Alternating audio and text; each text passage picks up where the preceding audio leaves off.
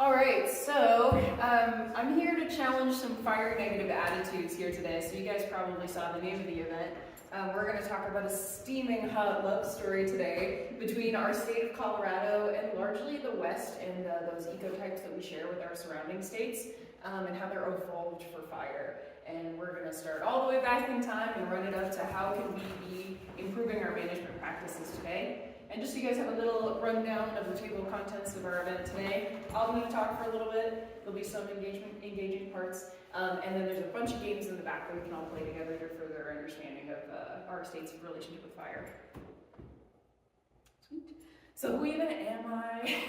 I have an early career firefighter and prescribed fire practitioner. I also do a lot of fields management work, and I've also done a lot of riparian work as well to restoring our wet landscapes, because wetland don't burn.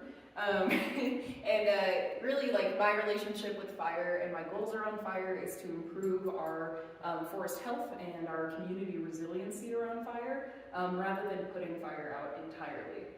One of the things that I always like to talk about and reframe as we start our conversation about fire is thinking about tornadoes. When we think about tornadoes and our response to tornadoes as communities, we have never had the expectation that we as human beings are going to be able to eradicate all tornadoes until the end of time. Tornadoes, of course, are a thing that impacts our human community and our values at risk, our businesses, our livelihoods, our homes. But when we look to our first responders to engage with tornadoes, we're looking for early warning and mitigation of problems arising from tornado damage, and then also that recovery work. But we don't feel the same way about fire. Somewhere along the way we got a little bit lost, and we were like, if we have the perfect science and understanding of fire behavior, and we have enough boots on the ground, then we can eradicate all wildfire until the end of time. Which is a completely different relationship with a very similar kind of natural disaster. So, with that framing, I would love to know some stuff about you guys, now that you know a little bit about me. So raise your hand and say, that's me, if you agree with the statement. I like hanging out in the outdoors. Yeah, we all live in Colorado, it's fun. I have built a fire camping or at home. And I've heard of wildfire before. Yeah, we had them this summer. We've all heard about them every year. I have seen a wildfire or the smoke of a wildfire before. Yeah, so pretty much everybody on all those. And just a little temperature check in the room. Do you guys think that fire is scary? Raise your hand. That's how close it is. Yeah. Sure. And then raise your hand if you think fire is cool. Yeah. All right, so we already got a little bit of a bias in the room towards it. So only you can challenge fire negative attitudes. So I'm going to give you all of the knowledge that you need to go spread it into the world to all of your friends. Talk about why we need to change our relationship with wildfire. So fire is unique to Earth. So this might be kind of surprising because when we think of the sun, we think of all these fission and fusion reactions and stuff, and big balls of magma. But fire, the chemical reaction of heat, oxygen, and fuel, is unique to Earth. So nearly 3 billion years ago, photosynthesis emerged in microbial cyanobacteria, and the oxygen on Earth was the atmosphere on Earth was extremely oxygen-rich at this time. So this kind of set our stage for fire here. This is our earliest known evidence of fire on woody material. There is evidence of fire that's a little bit harder to decipher since we're not all paleontologists and paleobotanists in the room. But the first evidence of fire on woody material, and this is going all the way back to the Devonian. So we're all the way up there, and all the way back down here is our first relationship with forest fires. So we have been around for almost if you imagine the entire Earth's history as a clock, we've been around for 1 second before midnight. So our relationship, or our planet's relationship and our ecosystem's relationship with fire is far older than our entrance even onto the stage as human beings. The West's relationship with fire starts here, actually. During the Younger Dryas, during the Ice Age, you're not having as many fires at the time because it's a much colder environment with less heat ignition sources. But all of our plants are getting this intensive grazing pressure from huge megafauna that eat a lot of pounds of vegetation every single day. So all of these plants now are evolved to respond to injury with vigorous growth. So that kind of sets the stage for an ecology that is based on disturbance and that need for that disturbance to come in to recycle all of those nutrients. So in Western culture today, we're a very Smokey the Bear type of environment where we're like, all wildfire is bad, wildfire is destructive, we don't like wildfire.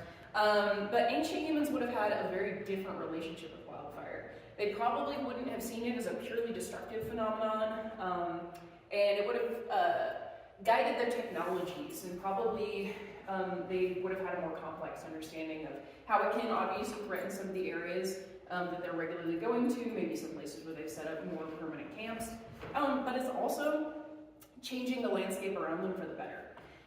Early hominids, so this is before Homo sapiens even, this is Homo erectus. Those early hominids are relying on fire, and those are those natural starts from lightning, to collect burning sticks, to go start fires of their own, to clear land, and to also provide that protection and warmth of sitting around that fire. And an interesting tidbit about this too is they think that that capacity to sit up longer past when the sun goes down and still be warm and be able to see predators is probably one of those things that gave us the time to be able to develop language and even mythology as we had more time basically outside of our day-to-day survival things that we needed to do during the day. Just sit up and chat. And I think all of us have sort of experienced this and connect to this feeling of being able to like sit up around the campfire and start telling all these like jokes and stories about your past and getting into it. So human lives have been shaped for fire as long as we walk the earth. Some people call what we're living in right now the Anthropocene, but a lot of people who are really excited about fire call it the Pyrocene, because all of our human industries are guided by combustion, if you think about it. Even like having the lights on in here right now involves a combustion process. So we can all like think in our heads right now about a folk tale or a story or a myth from our own cultures and backgrounds that involves fire in it. Maybe it's Prometheus, maybe you celebrate Hanukkah or Diwali. Thinking about how much like fire and flames and candles and things like that have always been a part of this more positive framing of fire in our cultures. Kind of getting into the more science side of things about how we are similar to fire. Plants contain energy, they contain that carbon and all those nutrients that we need, that the forest needs too. And both humans and fire burn plant matter in a combustion reaction to release this energy. Fire just does it a lot quicker than your gut is doing it. Have you ever stared into a campfire, watching as your marshmallow spontaneously bursts into flames, and wondered how fire actually works? We know that plants harness energy from the sun and store it in their cells. This is a producer reaction. When we get plant matter, we unlock this energy from the plant's molecules and release the leftover byproducts in a consumer reaction. What if I told you that fire and you have the same digestion process? Fire is actually just a super rapid chemical reaction that breaks down plant matter into byproducts and energy, which you experience heat and light. The flames are just a visible reaction zone as flammable fuels vaporized by the heat react with oxygen. All fires require fuel, oxygen, and an outside source of heat to start the reaction. These are often referred to as the fire triangle. When you're trying to start a fire or put one out, it's important to know that the absence of any side of the triangle leads to the collapse of the whole thing. Even though fires require an outside source of heat, fire is a self-sustaining reaction, and once it gets started, it'll keep going until it runs out of fuel. So hopefully that didn't give you too much PTSD in high school chemistry, but just a little refresher to remember how fire works. So fire is a chemical reaction like we were saying. Sad that the image is broken on this. If any of the ingredients are missing, then fire will not be able to form or sustain itself. So that fire triangle is something that we're going to use as sort of a framework for the rest of the time that we're talking today. So fuels, that's basically, firefighters love having fancy little acronyms and fancy little words for stuff that you already know about. But basically leaves, barks, grass limbs, trunks, all of it, including also, unfortunately, houses, anything else in fire's pathway. Fire sees it all as fuel. And oxygen, also important, it's in the air we breathe all around us. And then heat, and this can come from nature or from humans. And just breaking down some of those things, lightning and lava flows are really only like the main ways that we have ignition sources from nature. And obviously we've come up with all different kinds of ways to start fires on the landscape. A big one that I always like to point out too is cars and trucks. If you're putting off any maintenance right now or dragging any chains behind your truck, you know, you might want to look into that. Even in our October dry area right now, even that's getting a little bit colder, we can still start fires right now. And then my question for you guys is, which source do you guys think causes the most wildfires every year, humans or nature? Humans. 99% of wildfires happening today are started from a human ignition source. Only about 1% are starting from those lightning strikes primarily, especially out here in the West. We don't really have a lot of volcanoes erupting really regularly here anymore. And even though wildfire does kill plants, its effect on the entire ecosystem is not all bad. So wildfire is basically a speedy recycling system. You can think about it that way. And in the animation, we're sort of seeing this process called succession. Like I said earlier, was getting to with the big mammoths and stuff. This is that disturbance that comes in and really regenerates that landscape to set the stage for a healthy forest where all those nutrients are unlocked for future plants. So fire ecology is the study of the processes linking fire as a natural component of an ecosystem. So fire is affecting kind of two primary things that we're worried about if we're worried about having healthy forests and resilient forests, which is the diversity of species. We are in a biodiversity crisis right now, and part of that is fire suppression. So that's the number of species supported by an ecosystem and how abundant each one is, and then the overall structure of the forest, which is organisms and physical structures in the environment, including the distribution of those nutrients that all of those things are made up of. From grasslands to all of our different forest types here, they all have a different fire regime. And the frequency and intensity of those fires is what makes up that regime. Even the most unlikely of places have a fire regime. I have a lot of friends who've gone out to even burn in Florida and restore that fire regime. So even the wettest of places still have a relationship with fire, even if it's, oh, we only have fire every 600 to 1,000 years. So these are kind of the components that make up that fire regime that we're thinking about. One is seasonality, which is when does fire occur on the landscape. This is one that we're struggling with right now as land managers to understand and practice better. We can actually tell from dendrochronology, looking at the rings of trees and studying that, when fires used to occur, and they can put it down to the months sometimes. It's a really, really well-preserved sample. The problem with this is now we have a lot of risks on our landscape that prevent us from burning outside of really that like late spring and then fall window, usually closer to the end of October and November. But some of the best ecosystem benefits in some regions comes from that burning in the summer when a lot of natural emissions would have normally started. So it's this give and take that we have as land managers of when can we safely burn to protect our human communities, but also still get the best ecosystem benefits out of our burns. Another component is the return interval. That's, very basically just how often is fire coming back to the landscape. And I've also kind of included some of our common forest types that we are going to see here in Chaffee County and in southern Colorado. So, for example, our shorter ones is going to be those mixed conifer. They may see, especially the ponderosa savanna too, they have them really frequently. Those low-lying grass and low-lying fuel, they drop their needles. We've all walked through ponderosa forest and seen how thick the duff can be sometimes. They're going to have little brush fires, cleaning up those, really low-lying burns, but really frequently. Versus, our pinyon juniper woodlands are, going to see a much longer return interval of up to 200 years. So then there's also the burn size, which is pretty self-explanatory. What is the total area that's burned? The complexity, and this one is just kind of imagining, we'll get more into biodiversity in a minute, but imagining how is the weather and the topography and the quality of the fuels and the connectivity of habitats creating a mosaic on the landscape of different intensities of burns. Intensity, how hot is it? Also pretty self-explanatory. And then severity. Is it going to be just the tops of the grass are all charred and the root system underneath is intact, or are we walking through toothpick forest? So getting into that mosaic quality here, this kind of like brings in all of those components to talk about the severity and the complexity that can come from a really beneficial burn. This is a riparian zone that obviously was much wetter than everything else around it.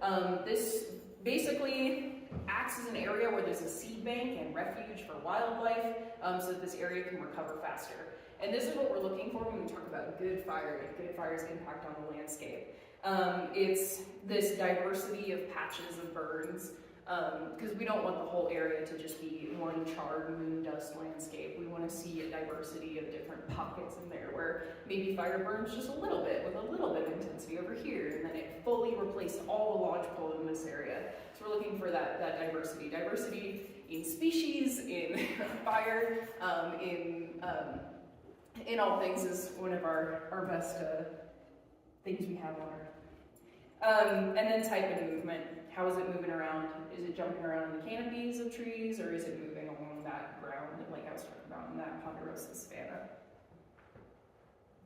So like I said, everyone's home has a relationship with fire. I'm curious of everybody in the crowd, if a couple people want to raise their hands and tell me where you're from, and if you know anything about the fire regime of the place that you're from. I grew up in northern New Mexico, Pecos Wilderness. My dad worked for the Forest Service, so fire regime was daily use. Yeah, totally. Yeah, so a lot of New Mexico has some great examples of some really awesome old ponderosa savannas. So that would be that really frequent, intense fire. And then also those, we have a lot of like sage scrubland out there, and that's going to see fire much less frequently. So definitely a mixture and diversity as well there too. Anyone else like to share? In the second row? Northern Ohio. Okay. In my lifetime, wildfires are virtually unheard of. Yeah. I'm not as familiar with a lot of the tree species up there, but Ohio would have definitely had some kind of return of fire for sure in those woodlands, especially too with the presence of a lot of the indigenous peoples in the Midwest did a lot of cultural burning to access different things either for food or for crafts and traditional uses in that way. The forest of Ohio is essentially third, fourth generation. Yeah. It's not like it was originally. Totally. Cool. One more? Yeah. Grew up in Connecticut. The same kind of thing. It wasn't the original forest. It was a lot of hardwoods there, and it was very infrequent. Mm-hmm. I can't recall ever, having anything more than an acre or two. Yeah. And this will be an interesting thing for us to negotiate as we move forward, because we are seeing more fire out on the East Coast. I think a lot of people who lived on the East Coast feel like they had successfully completed that suppression process, and they're not worried about wildfire. They may have wooded landscapes near their home, but they're not thinking of their home as being anywhere near like a wildland-urban interface like we talk about out here out west. But New Jersey had a lot of very high-profile wildfires in areas that are very close to our values at risk in our human communities. So this will be a negotiation as climate change also changes our relationship with fire moving forward. So climate change does throw off an ecosystem's natural fire regime. That hotter, drier weather can make fires more intense and more frequent than what they were originally adapted for. And this can make it very hard for ecosystems to recover. And one of the biggest things I think about climate change here is climate change is making it so we don't have those big cold snaps in the winter anymore, which means that our Ips beetles, our spruce budworms, our mountain pine beetles, which I'm sure you guys have heard about, all of those are not having those culling events where that population is kept in check. Because a lot of our blights out here are native insects. There are supposed to be those recycling features in the landscape where trees do get predated on, but unfortunately, that predation, especially if you've hiked up Browns Creek or Browns Creek Falls recently, you can see that predation is very out of control, that we have a lot of places with more dead trees than live trees, unfortunately. But I never want to ultimately put all the blame on climate change here, because we have some culpability in this as well. Obviously, we're also culpable for climate change, but in our land management practices and our forestry practices, because fuel loading is one of the primary contributors to worsening fire seasons. So the suppression of fire over the last 100 years that used to naturally cycle those nutrients through and manage the ecosystem structure was artificially interrupted by U.S. settlement. So this is some land management work that I did up in the little Cochetope area. So this is, if you can believe it, the same area taken from like the same little point that I drew. Our fires used to come through, and now we are trying to come through and do that same thing, because if this were to blow up right now, this would be absolutely disastrous. This is also very close to somebody's home. But going through and doing this fuels work and thinking like a fire, trying to act like a fire when you're doing that work. A lot of our ponderosas, they abort their bottom branches normally as they grow up and mature, both in width and also in length. But now they're growing up so close to each other without that fire adding that competitive spirit along the forest floor. We have trees far too close together, and they're so focused on growing up and out competing with their neighbors that they're not getting wide and they're not aborting those bottom branches anymore, which basically means the ladder fuels are all over and that fire can climb into the canopy, creating a more catastrophic burn that is out of line with that natural fire regime. So going through, getting rid of some of that dead stuff that would have normally been cold, getting rid of some of that stuff on the forest floor, leaving, of course, some of that region that we want so that we can secure the future of the forest, but ultimately just looking for that healthy density. How close was that to somebody's house? Basically, somebody's house is like right on the other side of this. Okay. So yeah, you can imagine like rolling up with your chainsaw, like, oh my god, there's a lot of fuel right up next to this person's house. So yeah. Were you living up as you went in some of those trees, or just strictly taking out undergrowth and taking out all trees? Both. Yeah. Doing some limbing, especially of those dry, dead limbs that kind of like run up the bottom, and then also like doing a lot of like thinning between trees too. But yeah, indigenous communities all over the world, especially too, I always like want to plug Australia because I think they have some of the coolest fire forestry practices amongst their Aboriginal people. But all over the world, especially North America, have used the regenerative power of controlled fire on their hunting grounds especially, but also food and craft and traditional use gathering grounds for centuries. So when European colonizers came, first the Spanish, coming into the Sierra Nevadas, being like, oh my God, it's so gorgeous here, like what a wonderful, well-managed spot. They don't realize how much fire management is going into that. And then later on, then white settlers moving into the West from the East Coast.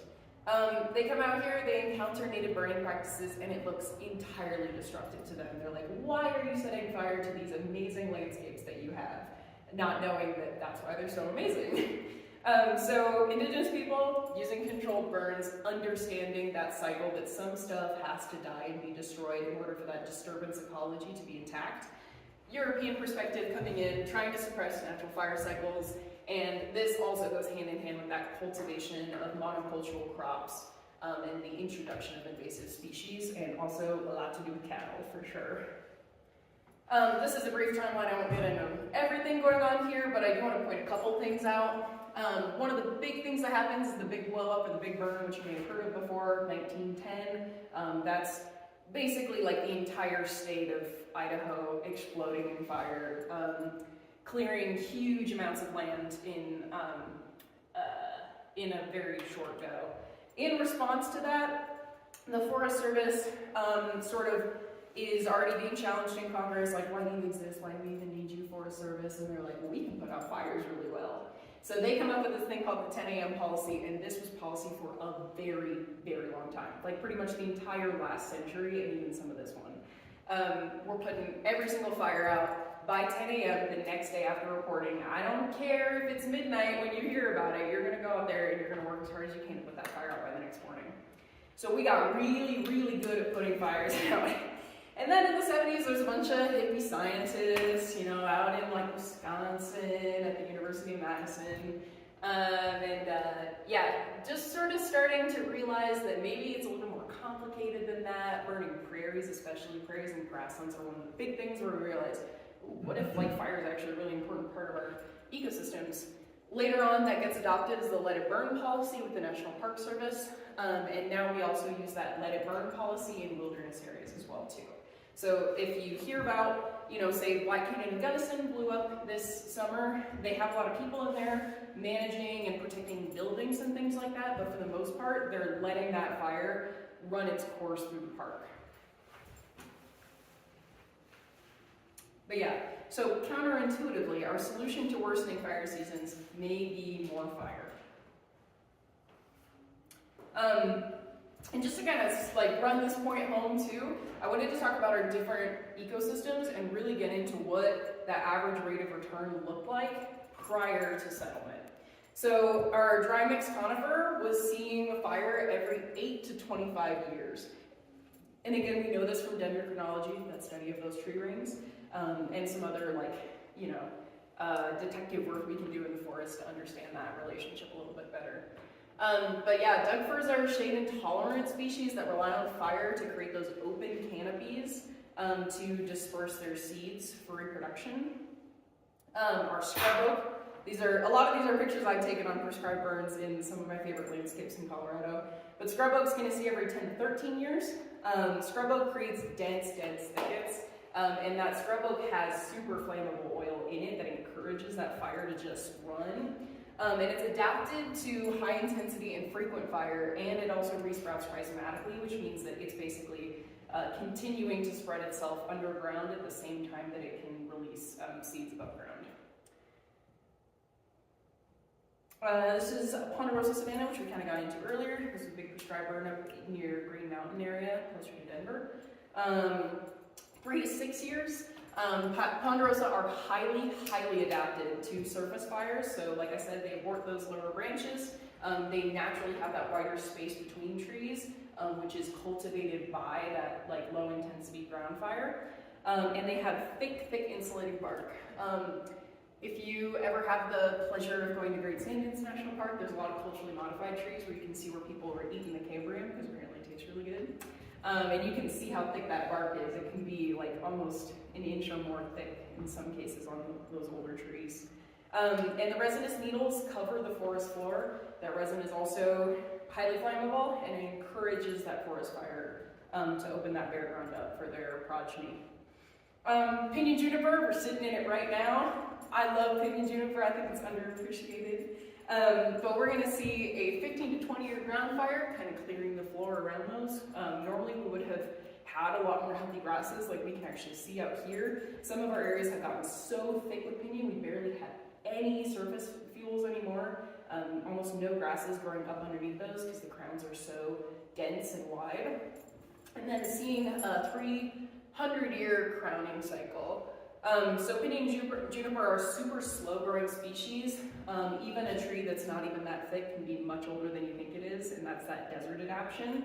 And they are at risk for replacement by invasive grasses because of fire exclusion and just that excessive fuel loading that then causes them to explode when we do get fires in the area.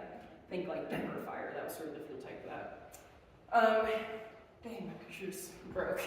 Lodgepoles are one of our super interesting ones too that I feel like kind of challenge our ideas around like what a healthy good fire looks like. I really wish the pictures were loud because it's super cool. But lodgepole's gonna burn every 20 to 50 years a lot of times in those pre-settlement conditions. And so they grow in those dense dog hair stands. This is kind of different than those other things we're talking about where we want to like increase stand density or decrease stand density by increasing spacing between trees. With those lodgepoles, they naturally grow in these like dog hair stands. So like lots of really thin, tall trees very close together. And they have serotinous cones, which is a fancy word basically for saying that all of those seeds are protected in resin.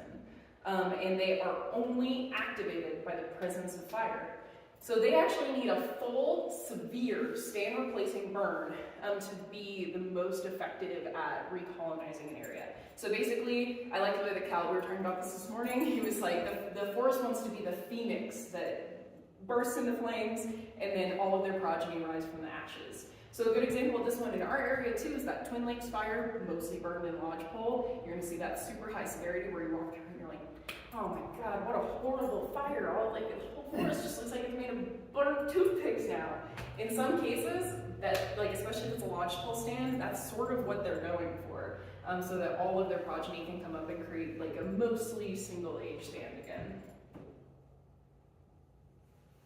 And then sagebrush, touched on this a little bit earlier, but about every 50 years, maybe a little more than that even. The fire regime of sagebrush has seen one of the most dramatic shifts in Colorado, and this is an exception to what I was talking about with more frequent fire, could be our best management tool. We don't want to see more frequent fire in the sagebrush. It has seen one of the most dramatic shifts because of the introduction of those native grasses that dry out because they're not adapted to our climates and carry fire to that sagebrush more often than it's adapted for. And then also the encroachment of woody species, especially juniper, and juniper having super flammable oils in it is spreading, again, that fire more rapidly through and more regularly through sagebrush stands than used to be in resettlement conditions. And then grasslands, my whole heart, my obsession. Grasslands can burn as much as every 5 years, and then that changes across the country too. Sometimes it's as much as every year or multiple times a year at different times for, again, those different ecosystem benefits. Fire is one of the primary competitive advantages that grasslands have to prevail against woody encroachment. Without fire, grasslands would probably give way to more savanna-type ecosystems or just entirely wooded in areas, and you see that a lot in the Midwest. So grasslands are often overlooked, not only just in their relationship evolving with fire, but also as an ally in the fight against climate change. So forest fires are running through a grassland super quickly, super intensely, and their growth structures that are either right at the ground or underneath the ground, they prevail. So it's basically like getting a haircut. And without that frequent fire to prevent the growth of those shading shrubs that can come in, then the grasslands couldn't survive as a unique cradle of biodiversity. I would say like a square acre of grassland is like equivalent to like hundreds of acres of forest as far as diversity of, especially things like invertebrates. And then also our bird species as well too. And the pictures are very helpful, so I'm hoping that I can get them to come back here. Okay. Sorry about that. But yeah, they cover 40% of the planet. And like I said, they also store 1/3 of the Earth's carbon. So these are very, very important ecosystems to protect. They're often the first on the chopping block when it comes for the development of an area. So covering that with concrete, that concrete is not storing carbon like our grasslands do. We need to really be rooting for these areas like we do our forests as well. Yeah, these are just some of my favorite pictures of prescribed birds that I've been on in different grassy ecosystems. I love this picture because we're burning out all the Russian thistle and some of those invasive grasses as well too. And then adapted species spotlight is aspen trees.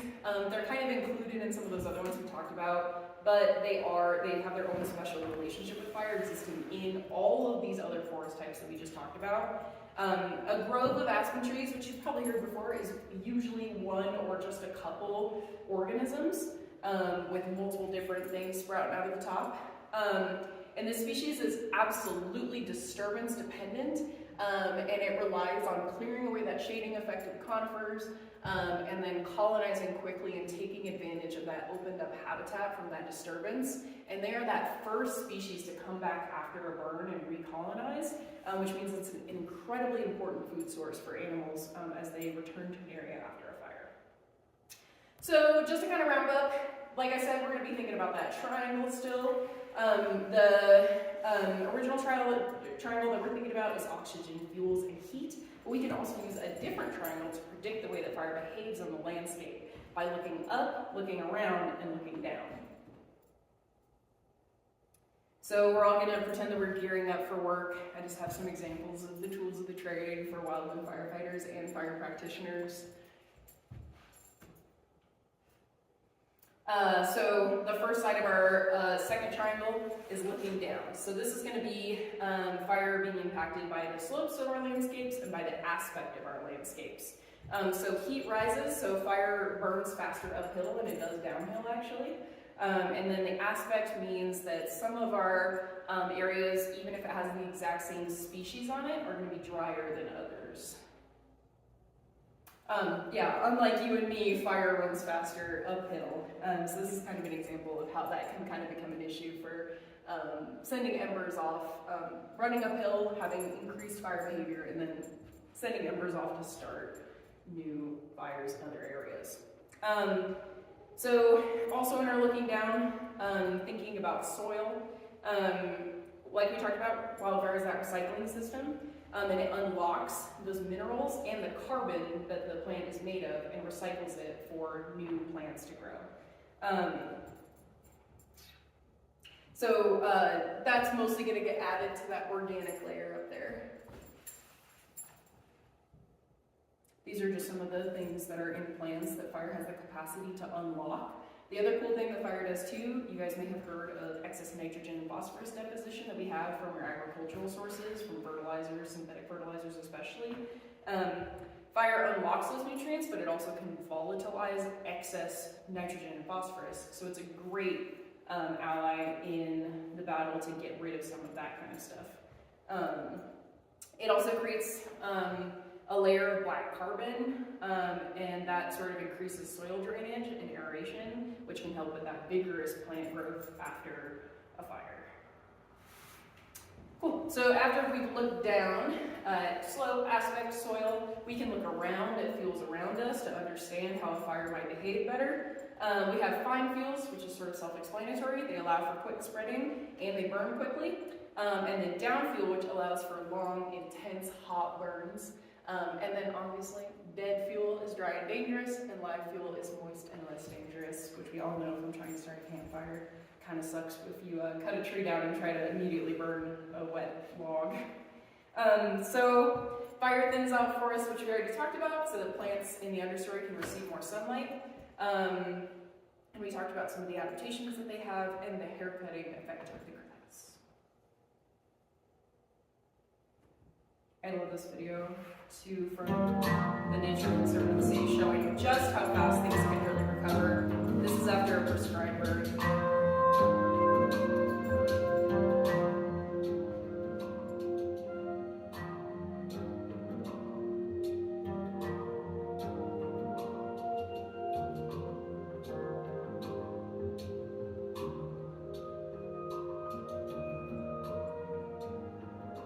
So kind of encouraging to think about.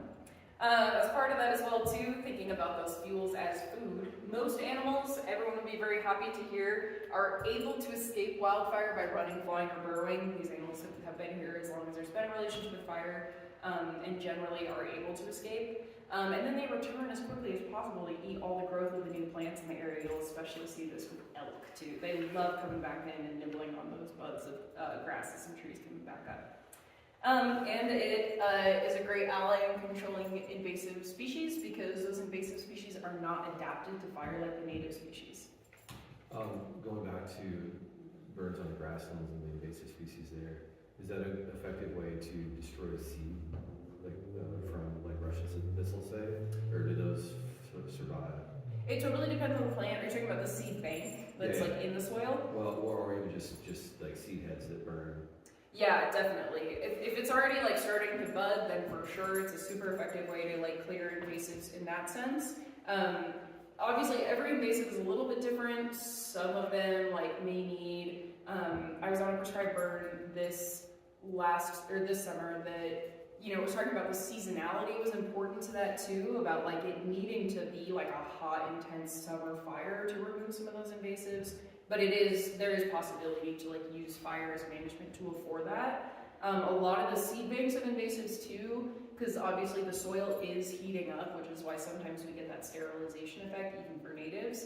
But with that soil heating up, we can also remove those seeds that are not fire adapted, that are invasives from the soil. Whereas then we have like our serotinous seeds then that can thrive afterwards. Because they needed that fire to even be released from the cone. Another great example of that too is like a lot of times we'll see a culling effect of the weeds and then a beautiful burst of wildflowers like fireweed afterwards. So, cool. So yeah, fire is an absolutely important part of managing our food webs. So microbes, I won't go through all of the different research, but microbes are shown to have productivity levels that remain higher after prescribed burning and after natural good fire that's not sterilizing. Same thing with invertebrates. And then fire and smoke obviously pose risk to mammals, but fire absolutely attracts those herbivores. And then larger mammals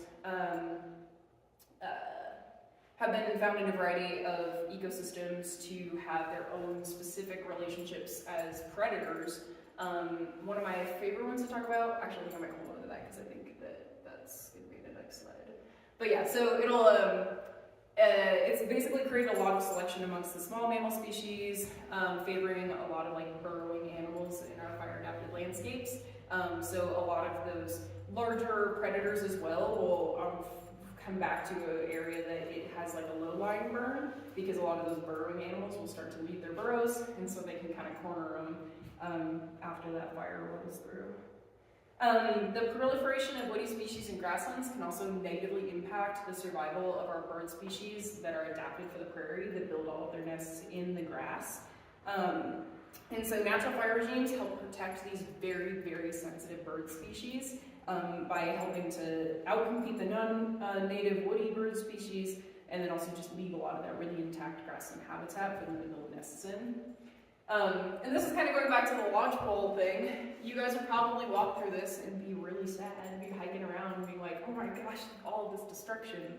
However, this is the preferred habitat of a lot of different bird species that we have here in Colorado and then also across the rest of the West. Pretty much all woodpecker species absolutely go like buck wild after a fire. They love the easier access into the bark of that tree to get at the insects. It's really easy for them to create nests in that burnt wood. And then the spotted owl too. Objective much chagrin and appreciation at the same time, is adapted to nesting and living in those fire-affected environments. So yeah, talking specifically about those woodpeckers, the black-backed woodpecker in particular is an obligate of these like snag forests, and they'll use the same holes again and again and again and come back to some of those same snags. Do we have any of those around here?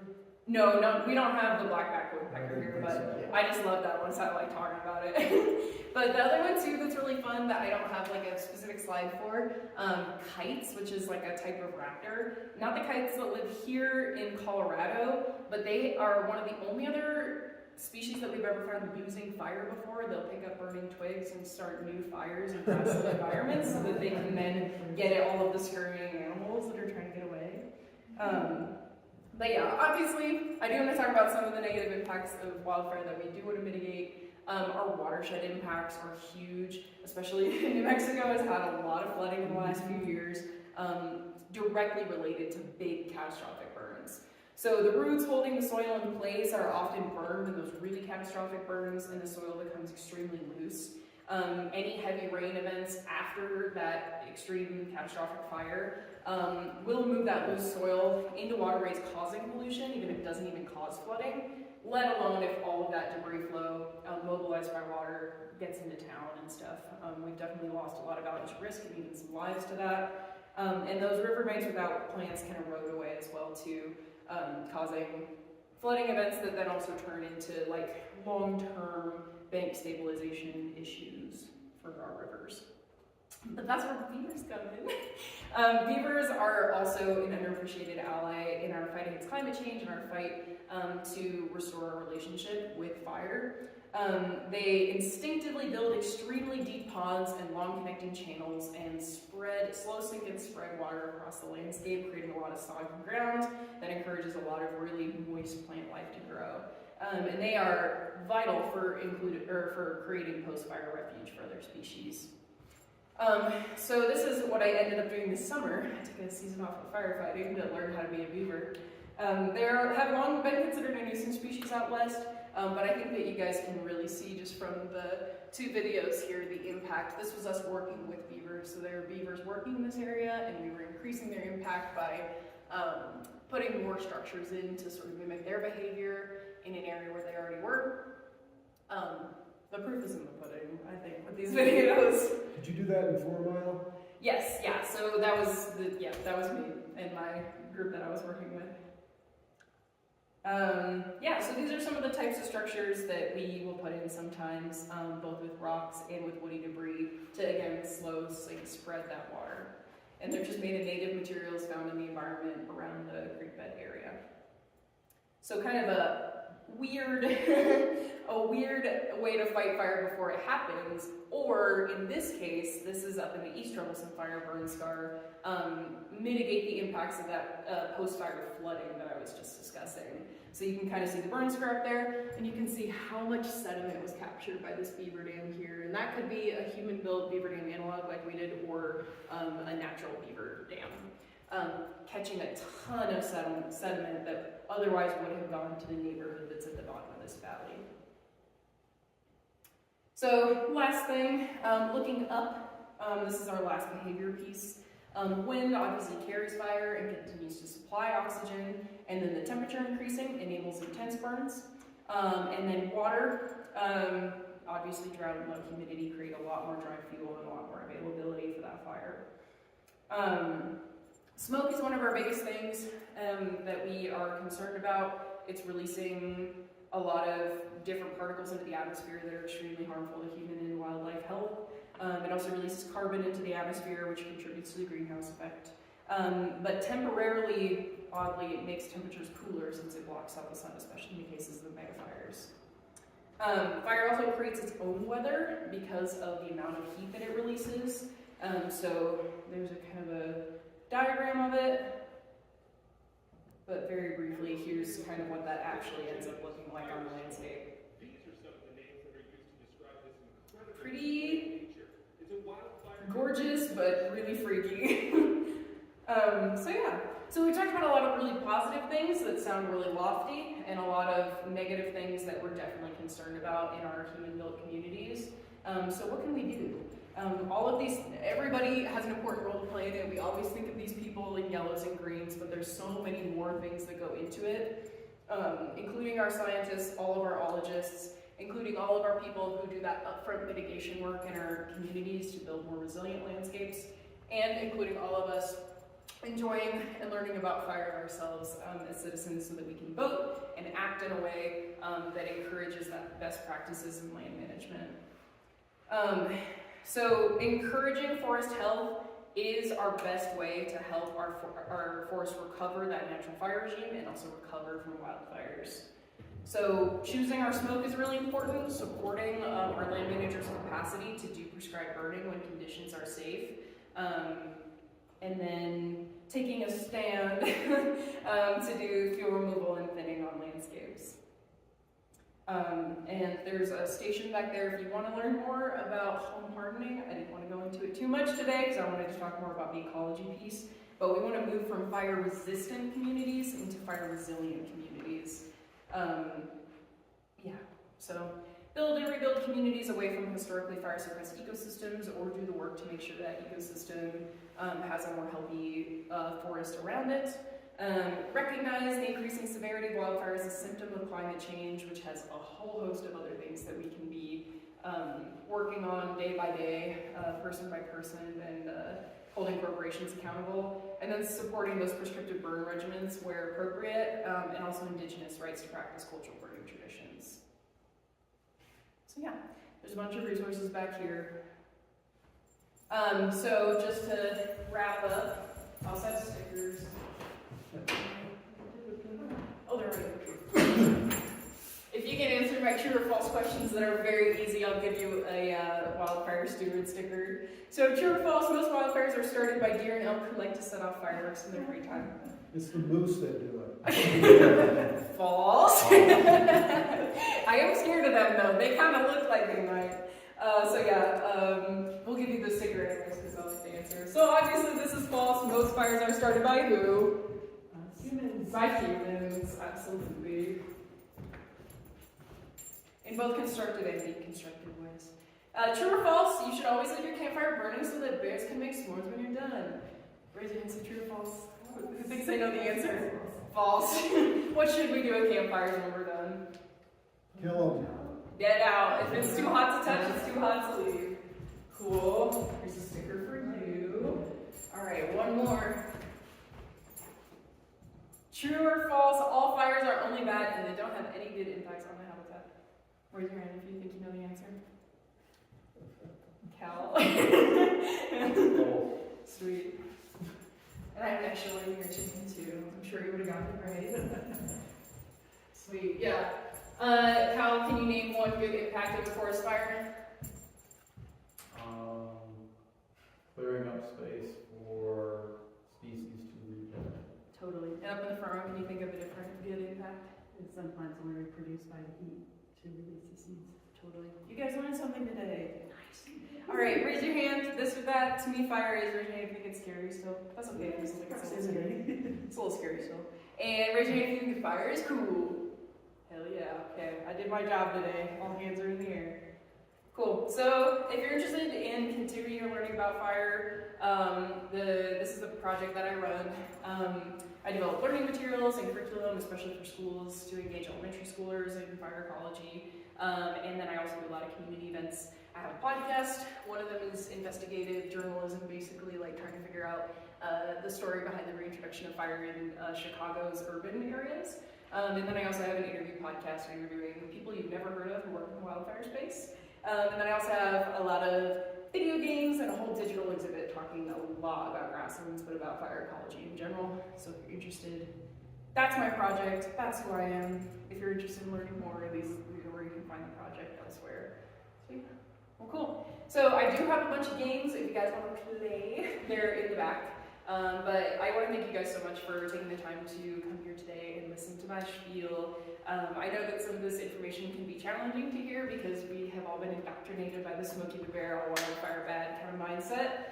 But I thank you so much for your receptiveness and your time and attention today. And I'm happy to answer any questions as we kind of mingle around the back of the room. Cool.